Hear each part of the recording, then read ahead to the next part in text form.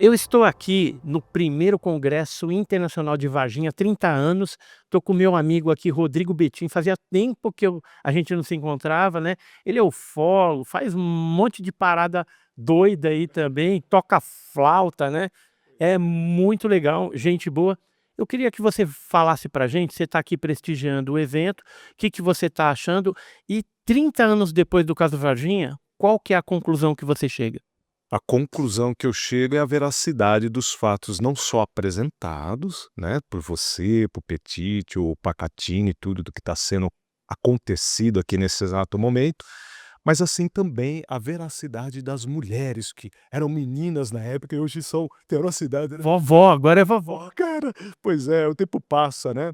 Então está sendo um trabalho muito bem apresentado aqui, muito bem documentado e é um histórico, né? Isso aqui vai ficar para a história, não só de Varginha, mas para a história do Brasil, a relação dos fatos, dos documentos e da grande pesquisa que vocês fizeram sobre o caso. Isso é fabuloso. Então, meus parabéns, viu?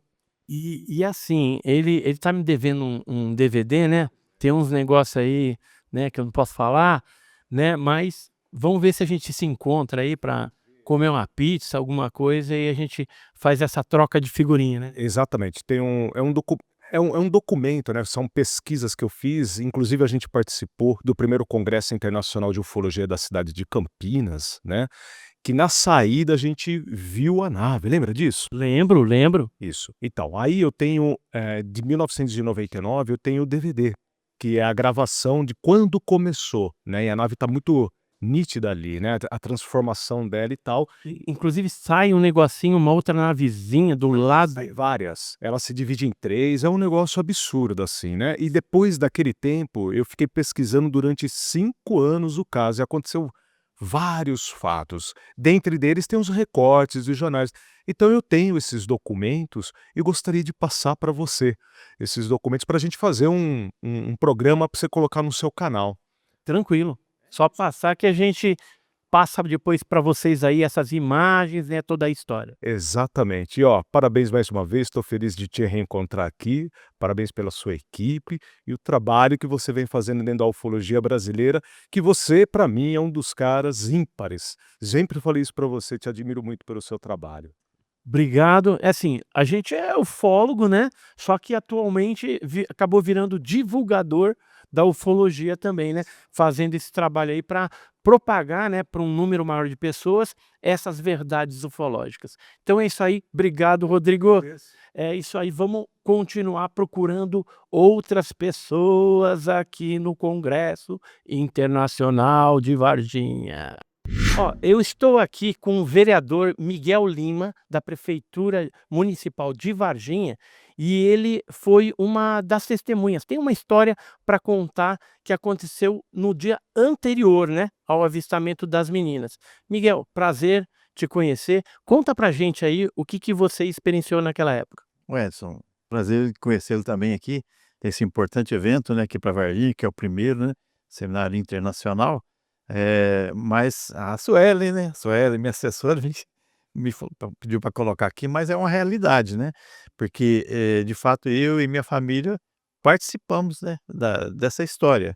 Uma coisa que eu digo assim, eu não só acredito, mas eu participei e eu vi, né, fenômeno, né. Então o que eu posso dizer para você que é o seguinte, no dia 19 daquele ano, um dia assim, na entrada da noite, né, eu, a minha esposa e meus 2 filhos e um amigo do meu filho. Na época, o meu filho mais novo está até aqui, ele está aqui no evento aqui. Ele tinha 10 anos, o mais velho tinha 14 anos naquela época, né. E estava sentado numa varanda que a gente tem lá, jantando, ali batendo papo, os 3 meninos, meus 2 Isso filhos. em que lugar? Aqui em Varginha, você fala a região? É. Eu moro ali no São Geraldo, Ah, no São São João. Geraldo, sabe. Eu moro lá até hoje, inclusive. Então da minha varanda tem uma janela que a gente vê lá para o lado do Lagamar. E lá, a gente fala é o bairro, é o Jardim Áurea, que na época não tinha tantas casas não, a gente via mais um horizonte e tinha lá, um pasto, vamos dizer assim. Então naquele momento a gente batendo um papo, conversando, os meninos brincando ali, e eu falei assim: "Isabel, olha que coisa bonita", aí cheguei naquela janela da minha área, assim: "Olha que coisa bonita, né". Aí lá, naquele local, estava chovendo, inclusive, nesse horário estava chovendo, Era à noite. à noite. É tipo, imagino, naquela época, umas 7, 8 horas da noite, mais ou menos. Aí eu falei: "Isabel, olha que coisa bonita lá". Aí vimos luzes. As luzes eram o seguinte: uma maior no meio, parecida assim uma lua mesmo, uma luz clara, né, e do lado mais 2 de cada lado assim, 2 menor de cá, 2 menor de cá, assim, no sentido bem paralelo assim. Então era uma no meio, grande, Maior, grande, e e 2 pequenas de um lado 2 de esquerdo, cada lado. 2 do lado. No sentido assim bem plano elas assim, as luzes, né, as menores, e essa maior jogando um facho de luz para a terra, aquilo que Para baixo, jogando um foco para baixo. que eu achei interessante na época ali. E aí eu falei: "Olha que coisa bacana", aí, aquela luz jogando e essas outras luzes do lado, assim. Aí chegamos na janela todos assim, meus meninos e a esposa, tal, e aí de repente aquilo apagou tudo, apagou, aí isso é coisa que eu tô falando é coisa assim de muita rapidez, sabe. Apagou, depois acendeu de novo, aí aquela luz maior continuou jogando e essas menorzinhas ficou em posições diferentes, mais perpendicular assim, e depois apagou novamente e saiu rapidamente, foi embora, aquilo acabou. E essas luzes tinha qual tonalidade de cor? Então, as menorzinha era clara, assim, tipo meio tom, tipo meio avermelhada, assim, umas cores diferentes, mas a que eu mais identifiquei foi essa do meio maior jogando para baixo, mas é uma luz clara. Imagina se olhar no céu, assim, a lua, assim, aquela coisa de uma luz clara, não tinha nada. Então era então meio branquiçado, assim? Tipo branquiçado, Ah, exatamente isso aí. e aí Mas é jogava o foco para baixo. para baixo, assim, naquele passo no horizonte, a gente enxergava lá, sabe. E aí o que que acontece, depois, os meninos jantaram, brincaram, eu fui levar o amigo do meu filho em casa, que é filho de um juiz, hoje ele não está em Varginha mais, esse amigo. Então os meninos estudavam junto aqui, então sempre meu filho ia na casa desse juiz, né, esse filho do juiz lá em casa, e tal. Aí quando eu cheguei na casa desse meu amigo do juiz, e falei com ele, ele falou: "Ó, acabei de ver agora aqui um fenômeno interessante, acho que eu vi naves extraterrestres". Ele brincou e riu da minha cara, falou: "Ô, amigo, que é isso, amigo? Você tá lá com meu filho lá, você tá bebendo muito", você ainda brincou assim, né, "Você bebeu, não é possível". Eu falei: "Não, nós vimos". Passou, já passou, e depois caiu um temporal naquela noite lá, caiu chuva naquela noite. E depois eu não me preocupei mais com aquilo lá, não me preocupava mais com aquilo. Aí no outro dia, aí começou toda a movimentação, que na época ficou muito em evidência em Varginha, tudo isso que você muito bem relata, né, que eu acompanho, mas essa uma participação minha que eu tenho certeza que vários outros participaram, né. Eu tenho certeza que isso aí, na minha crença, nós não estamos sozinhos nesse universo aqui, então eu acredito no extraterrestre, então esse trabalho de vocês eu acho importantíssimo. Miguel, a gente agradece aí o seu depoimento, né. Você é assessora dele, né. Chega aí, Suelen. A Suelen a Suelen que arrumou aqui dele dar uma palhinha pra gente, né. E a Suelen estava falando que tem algumas pessoas que trabalham, né, na prefeitura e que tiveram também alguns outros tipos de, contato com o caso Varginha, né. Ouviram alguma coisa, tal. É isso mesmo? Exatamente. Tem muitos relatos, muitas pessoas contam, mas a gente acredita que muitas, têm medo de falar, tem medo de ser taxada de repente como louca, né, mas eu tenho certeza que a partir de agora muitas vão começar a dar seus depoimentos. Isso eu espero também que aconteça, e aquela coisa, 30 anos gente, né, a gente chegou a 30 anos, o caso está vivo, forte e novos depoimentos vêm por aí. Encontrei agora aqui o meu amigo Vittorio Pacatini, um dos investigadores do caso Varginha, né, ele está aqui nessa festividade de 30 anos do caso. Eu queria te perguntar, o que que você está achando da festividade e quais são as perspectivas do caso Varginha daqui para frente? Meu querido amigo, parceiro Edson Boaventura, satisfação estar aqui com você. É um momento histórico para toda a ufologia brasileira, porque 30 anos, para nós, parece que foi ontem, mas muita coisa aconteceu nesses anos todos, e agora estamos celebrando a vitória da ufologia brasileira.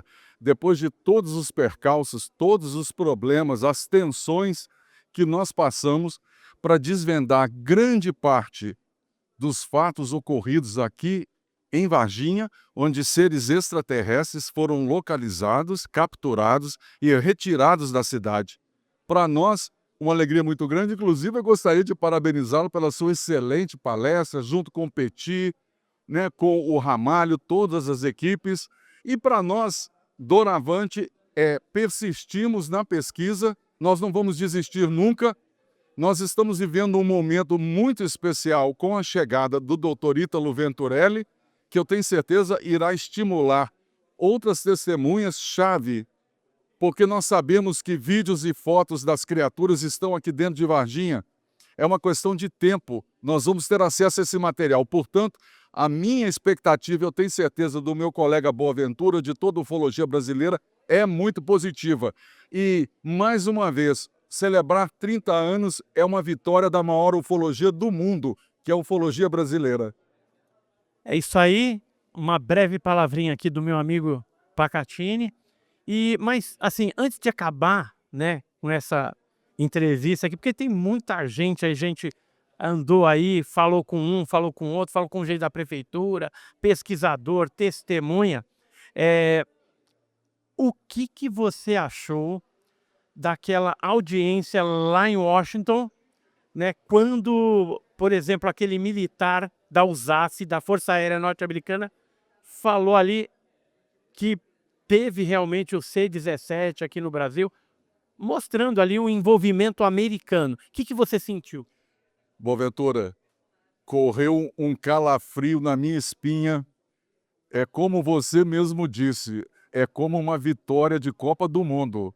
Porque nós já sabíamos dessa movimentação militar dos americanos, do avião militar C-17 que pousou no aeroporto de Viracopos, em Campinas, ter a confirmação de um coronel da Força Aérea, piloto de F-15 Eagle, dentre outros aviões, confirmando que a operação aconteceu e que, por isso mesmo, 30 ou 40 pessoas da Força Aérea Americana estariam envolvidos nessa operação para que ela acontecesse. E ainda convocando estas pessoas, venham a público e digam o que sabem.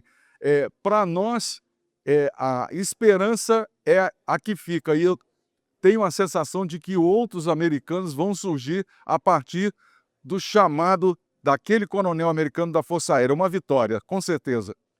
É isso então, fica aí a minha solidariedade também com aquela sacanagem que aquela TV fez com você. Nós sabemos que você não pagou dinheiro nenhum para ninguém, nunca pagamos nenhuma testemunha, sempre foi de graça, tudo, né? Em prol da pesquisa, da investigação, e infelizmente tem alguma coisa para desconstruir o caso Varginha, mas nós não vamos esmorecer, não vamos parar. O caso Varginha vai continuar firme e forte. Com certeza absoluta. Para nós foi uma surpresa muito desagradável ver uma rede de TV que sempre trabalhou tão bem conosco, de nossa confiança, deixar na mão de uma pessoa que agiu com extrema má-fé e se juntou com outros dois detratores para falar uma mentira. Mas eu queria dar uma mensagem para o Militar 3, que teve a canalice de ir a público falar uma mentira daquela. Rapaz, eu jurei te proteger. O dia que eu te conheci, seu mau caráter, não vai ser pela minha mão que o chicote dos militares vão te acertar e te botar numa masmorra pro resto da vida por traição à pátria. Eu vou manter minha palavra, eu vou proteger você, apesar da sua canalice. Você está lidando com a maior ufologia do mundo, que é a ufologia brasileira. E nós vamos seguir em frente. É isso aí. Estamos aqui então na festividade. Continua comigo aqui que eu vou mostrar mais depoimentos interessantes. Eu estou aqui com o Thiago Tiquete, da revista UFO, né? Agora está no lugar do Gevaer, né? Isso. E eu queria perguntar para ele, né? O que você está achando do evento aqui, né? De 30 anos do caso Varginha, e qual que a tua avaliação, né? Porque assim, a revista UFO ela publicou muitas matérias sobre o caso Varginha, né? E passado 30 anos, qual é a avaliação que você faz? Edson, primeiro, obrigado pelo convite dessa entrevista. O evento tá sendo histórico, né. São 30 anos do caso, você teve aqui, lá em 1996, você viu como isso se transformou. Eu acho que a cidade finalmente entendeu o sentido de ter um evento internacional aqui. Eu espero que cresça cada vez mais, que venham mais pesquisadores, que a gente fale mais sobre esse caso. De 30 anos para cá, Edson, muita coisa mudou. Quando me perguntam sobre isso, eu falo que a gente tem que voltar ao início, a voltar a pescadores como você, Petit Pacatini, estiveram lá no início do caso, porque de 30 anos para cá, muita coisa foi inventada, muita coisa virou folclore, muita coisa se perdeu ao longo do tempo. Mas também se descobriu-se cada vez mais evidências e testemunhos lá atrás. E eu faço um paralelo muito interessante com o Roswell. Roswell aconteceu em 47 e ele só foi redescoberto 30 anos depois, em 1974. Então, Varginha nunca foi no estilo Roswell porque ele está desde 96 sendo investigado por ufólogos. Fazer um parênteses aqui, Roswell demorou 30 anos para saber o nome dos militares. Varginha demorou 3 meses e a gente já sabia o nome dos envolvidos. E cada vez mais vocês continuam buscando mais testemunhas que tiveram alguma forma de participação nesse acobertamento. O caso Varginha, Edson, e você sabe muito bem, ele não se resume a uma explicação do mudinho. A gente sabe disso. Quem se baseia nisso para dar uma explicação desconhece a grandiosidade e o tamanho do caso, porque há outras testemunhas, as meninas que viram, os bombeiros que participaram da captura, os militares que a gente tem conhecimento que participaram também, mesmo que um ou outro hoje desminta o que falou lá atrás, mas são muitos elementos que, se fosse num julgamento, o juiz tenderia a dar um veredito como verdadeiro. Esse caso foi real. Alguma coisa aconteceu aqui.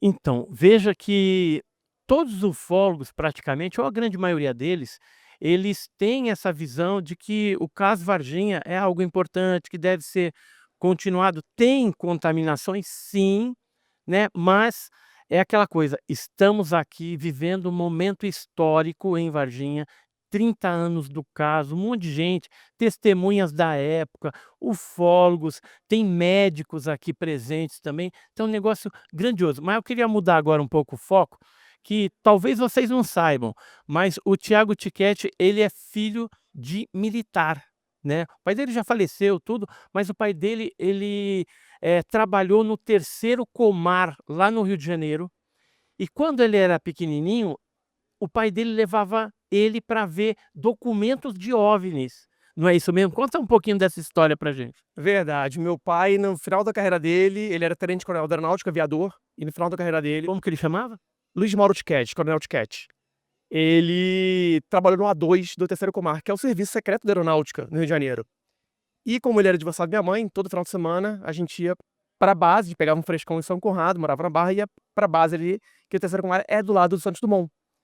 E toda vez que eu ia para lá, eu perguntava para ele: pai, se tem alguma coisa? E ele sempre falava que não. Até que um dia ele falou que sim. E aí pediu para um soldado trazer 2 caixas de papelão cheio de documentos.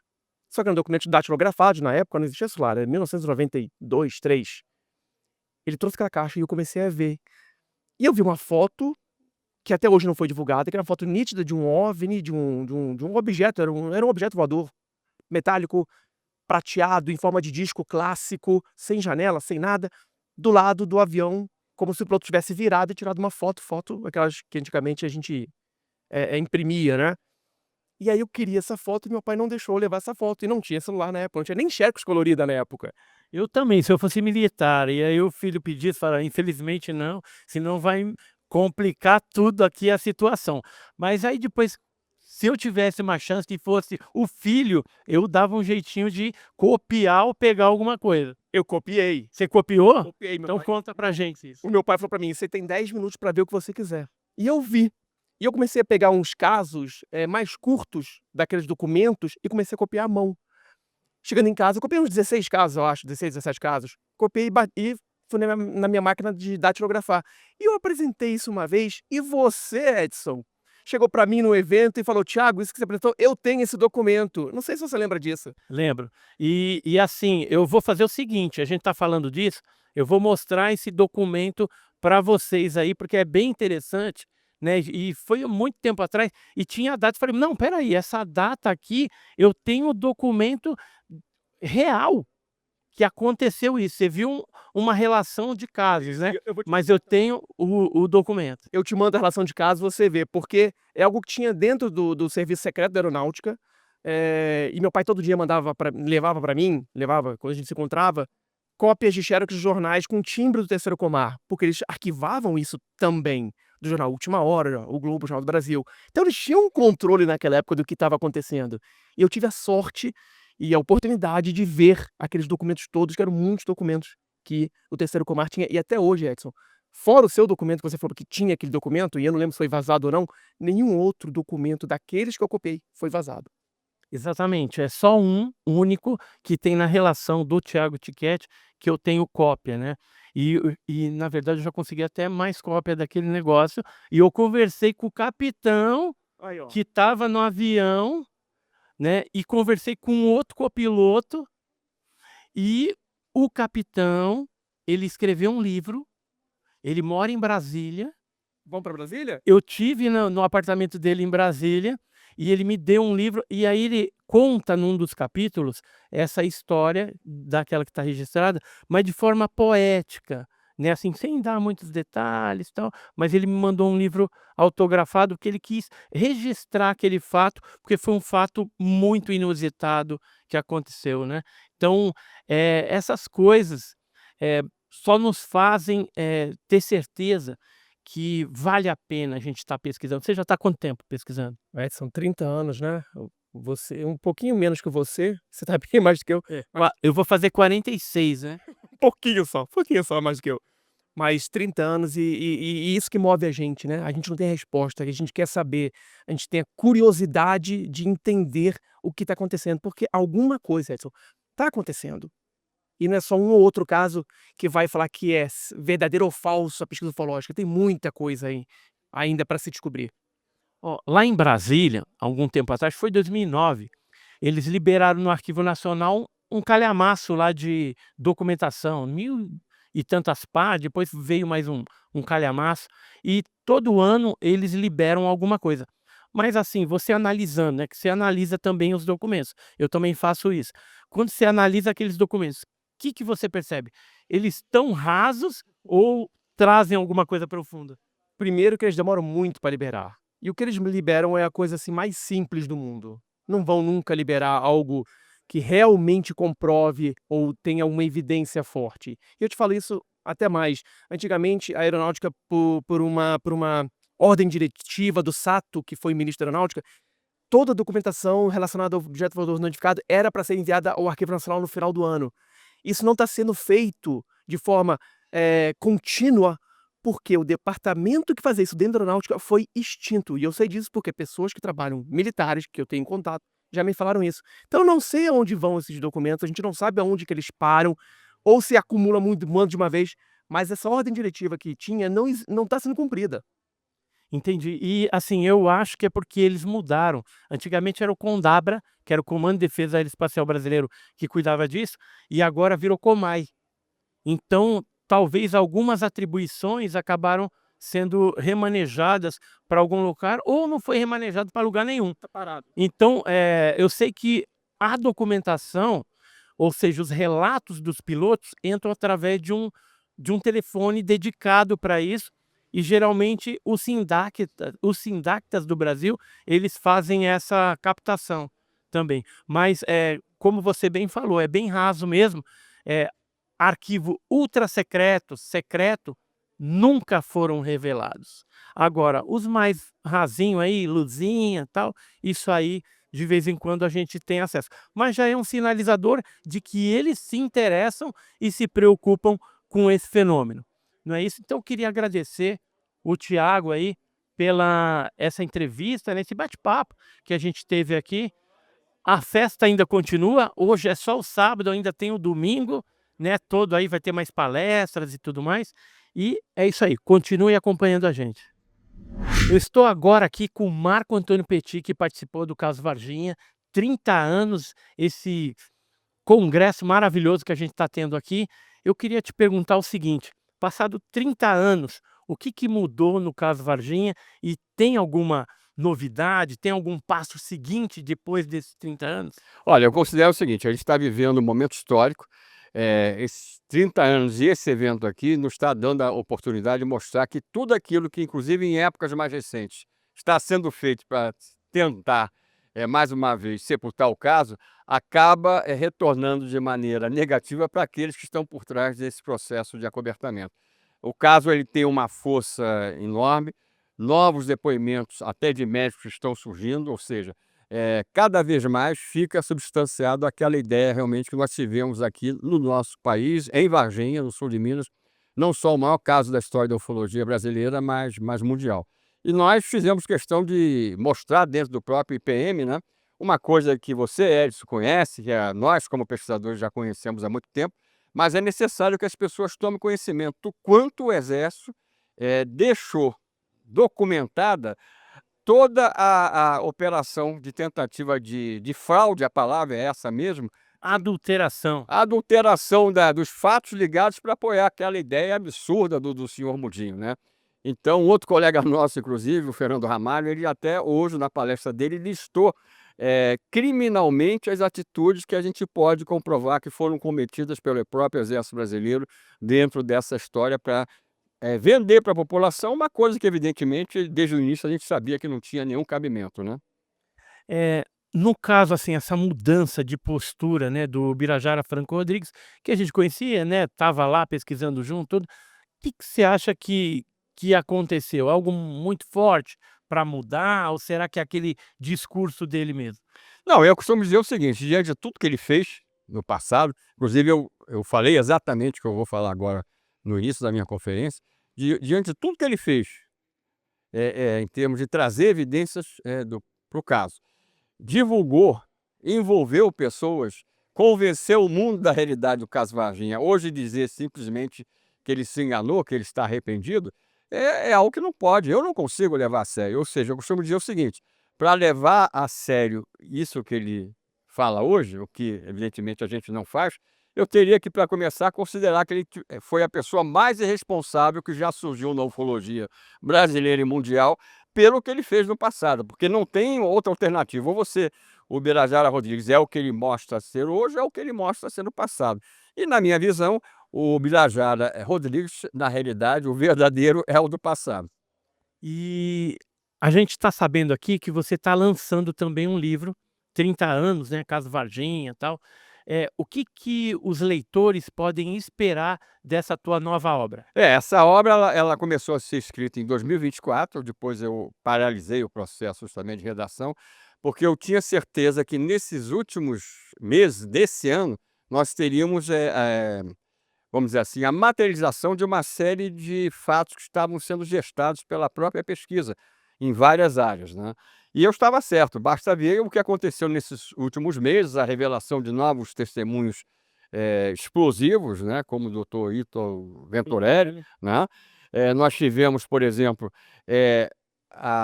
o aceite de várias outras pessoas que agora estão aceitando pelo menos conversar comigo, que são pessoas do círculo das principais autoridades militares envolvidas com a história, que estão até me passando os contatos que eu não tinha desses militares que eu citei no próprio evento, hoje na minha palestra na parte da manhã, para que eu busque uma interação, pelo menos conversar com essas pessoas que já chegou no momento deles saírem desse processo de submissão ao acobertamento e às ordens superiores, né?